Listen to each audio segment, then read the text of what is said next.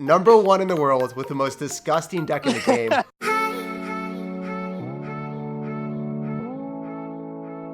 Hey, what's up guys? It's Jake aka Tag, and today we have a special guest on the channel. What's up, Pokemon? How are you doing? I'm doing pretty good. How about yourself, Jake? I'm doing fantastic. So we see you sitting pretty at #5 in the world with this absolutely insane deck that you claim to be the best deck in Clash Royale. Dude, how has it been working for you? Honestly, it's been a super fun, aggressive deck. And even though you get a negative elixir trade, if you kill their defensive troops, your support troops will just break through and you'll be at an even elixir at the end of it. Yeah, no doubt, man. So let's hop into a couple replays and then go into some live matches and see if you can hit #1 in the world. Awesome, let's do it. So I just couldn't help but see that you destroyed Pedro, one of the very best players in the entire world. He's insane. And I just got to go see this match. So you ready to hop into it? Yeah, let's do it. All right, solid. So we're walking into the game. What do you actually want to do as your starting play with this deck? What are the most optimal plays? Sparky in the back.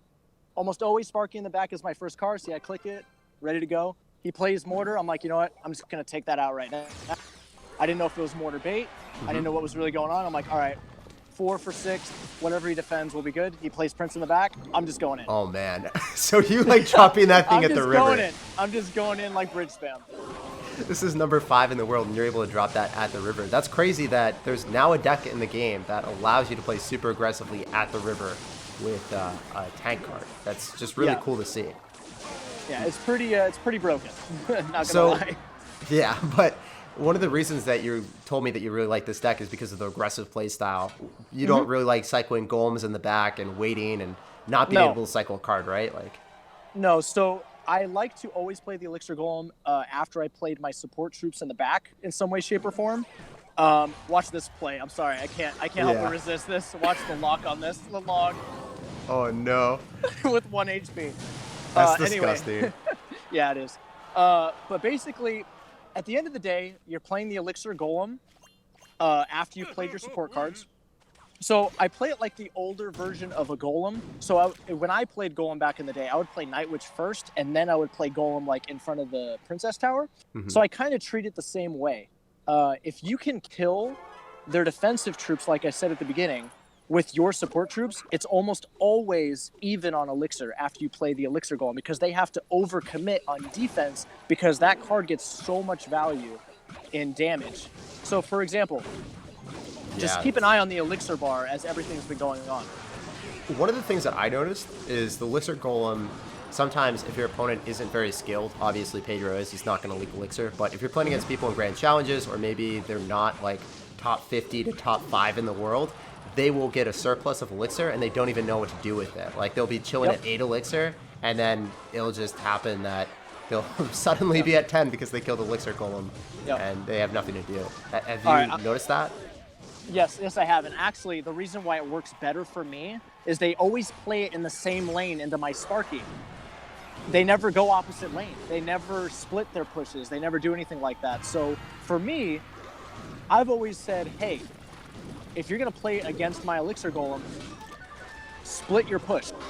Use that Elixir in the other lane. Apply dual lane pressure. Otherwise, you're not getting any of that value back. I'm just going to destroy everything with the Sparky.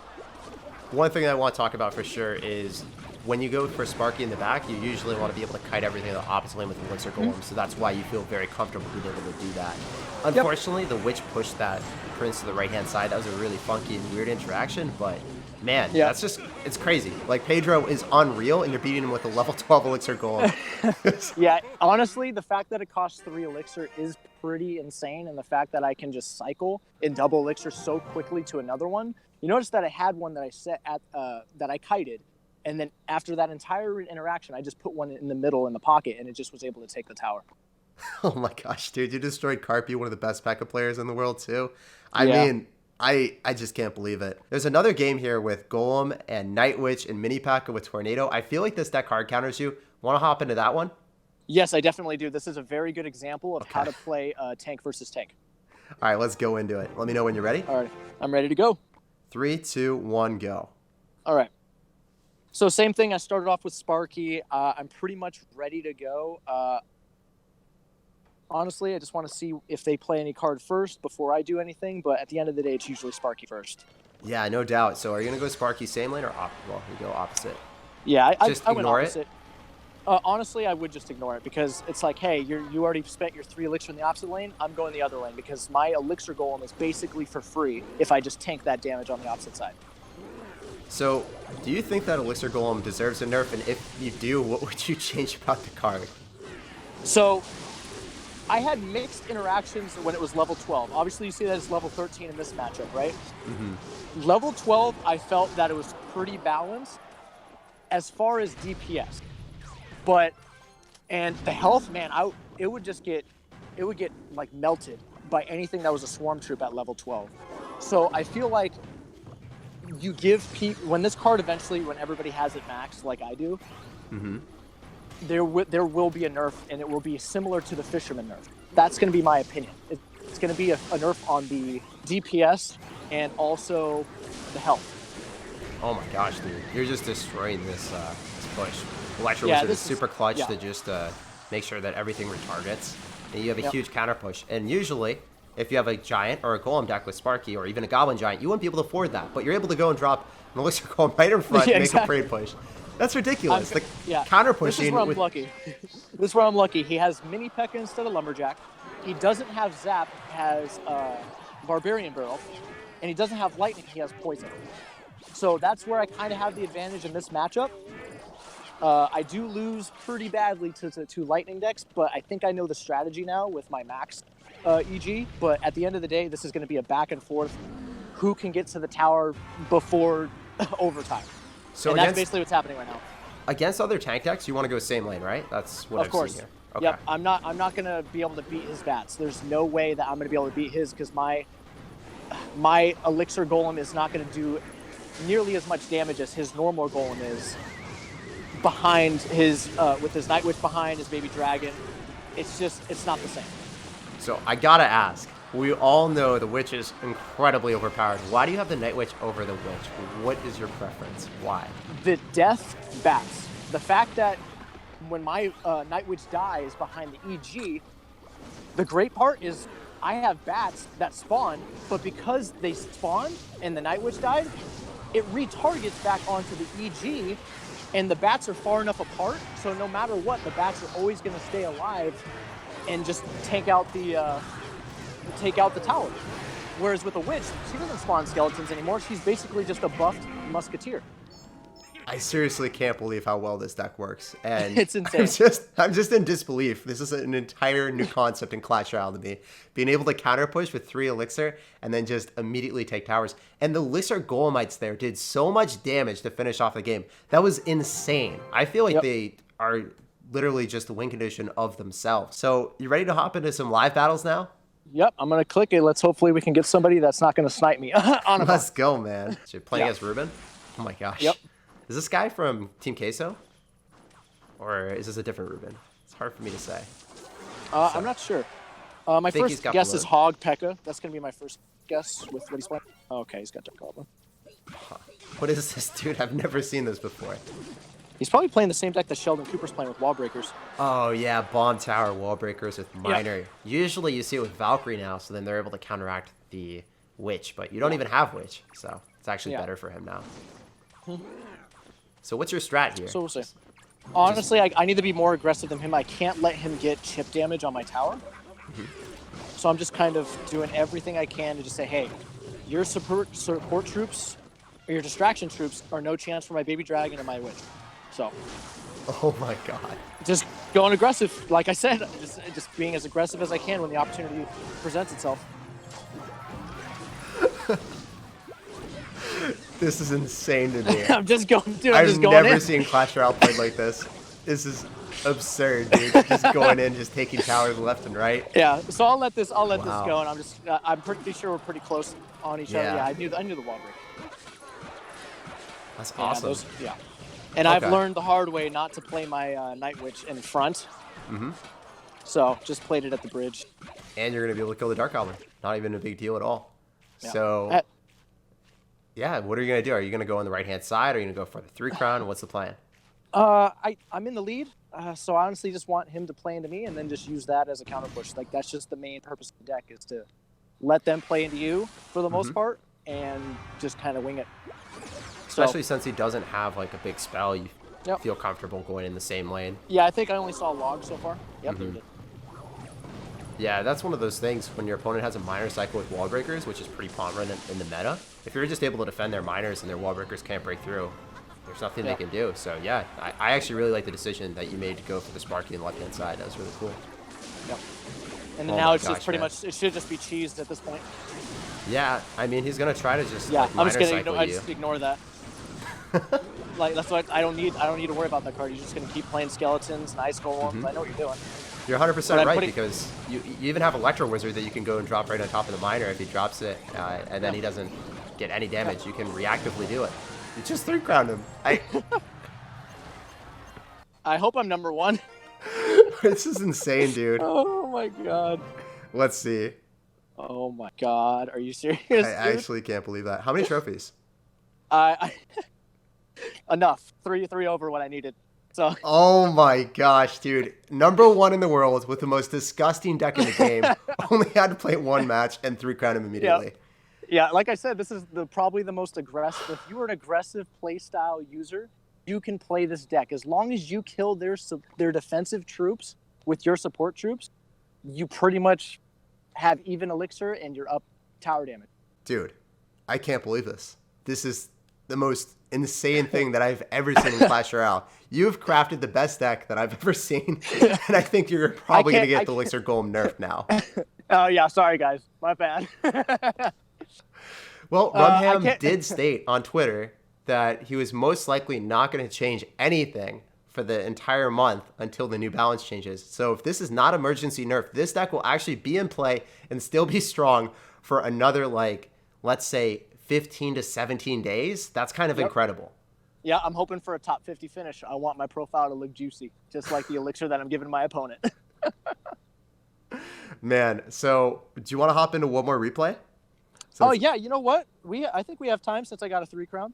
Yeah, dude, that was just too crazy. So we're right into a game against Carpy, the best P.E.K.K.A player in the entire world. Man, what are you going to do here?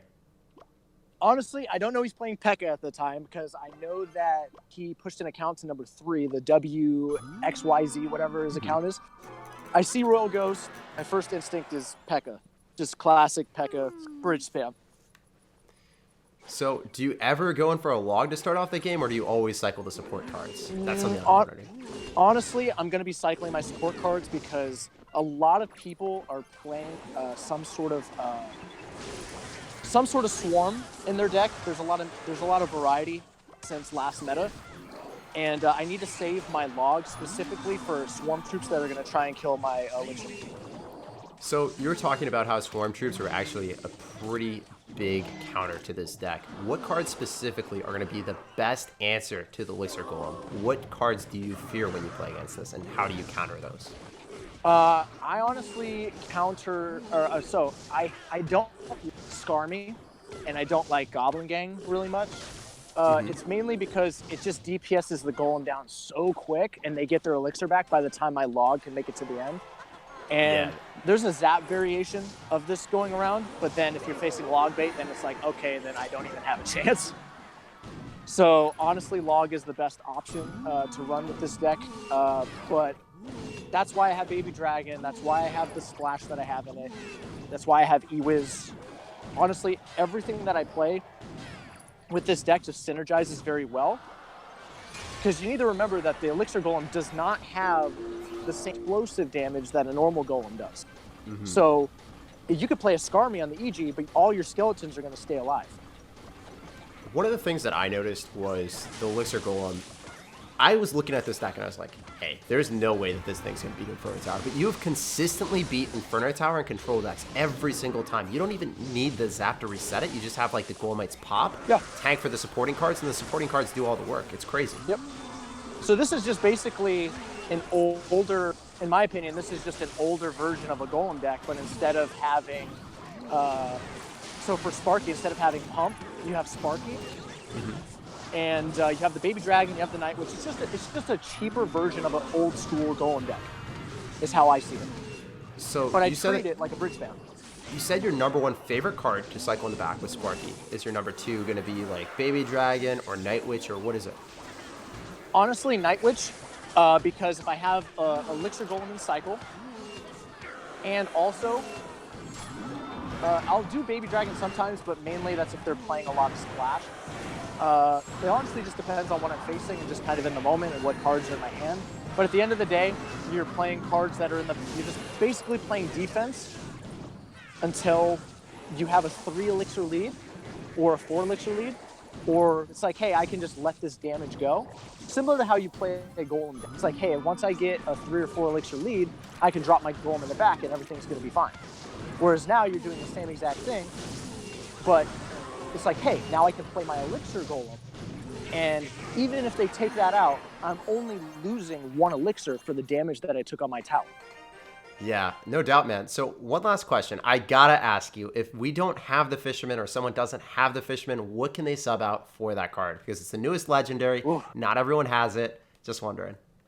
Honestly, it's really tough because Fisherman is kind of, it's such a broken card still because it pulls everything toward your Sparky. So if you honestly want to treat it similar in the playstyle that I do it, I mainly use the Fisherman to pull troops away from my Elixir Golem and into my Sparky. So I would say Tornado, but then again, it can't play that card on defense.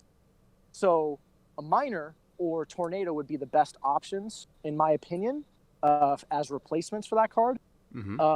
But at the end of the day, Fisherman, man, it has such a unique ability to be able to pull towards the tower, has such a good ability to pull things away from your push. So if you're trying to do it the way that I do it, Tornado is the closest card that's going to get there. Plus, it might synergize well with your Baby Dragon and your E-Wiz to take out some splash troops. So honestly, I would have to say Tornado would be probably the best option for my playstyle. That's awesome stuff, man. I've just been blown away by this deck, quite literally. And I can't wait to have you back on the channel with another crazy deck in the future. Guys, if you haven't checked out Pokemon's Twitter, make sure to go give him a fat follow, give him some love, and give him some appreciation, because without him, this deck would have not been given birth to in Clash Royale. We would have never seen it, and you guys would not be able to get all these free trophies by playing it. So make sure to go check him out. Any other shout-outs, man? Honestly, I want to give a big shout-out to the person who made the deck in the first place, and that is Toby Spirithawk. He's the one who made the deck. I kind of picked his brain a little bit. I got a fortune chest and I gemmed away. Dude, that's honestly incredible. I think that this deck is going to keep me up at night and I'm going to have nightmares of it. I never want to play against this thing again. Yeah, it's pretty solid. So if anybody wants to try it, I honestly suggest doing it in the global tourney and tearing it up. No doubt, man. And that's actually where we're going to end today's video. I hope you guys enjoyed it. And if you did, make sure to sauce out a fat thumbs up on the video. And if you haven't subscribed to the channel, what are you doing with your lives? Hit that sub button today. Hey, and don't forget to hit that notification bell. Jake puts out great videos, great content, and he's always bringing you the best decks in Clash Royale. So be sure to subscribe and hit the notification bell. Thanks for watching. Thanks for chilling with me, and I'll see you guys in the next video. Peace out.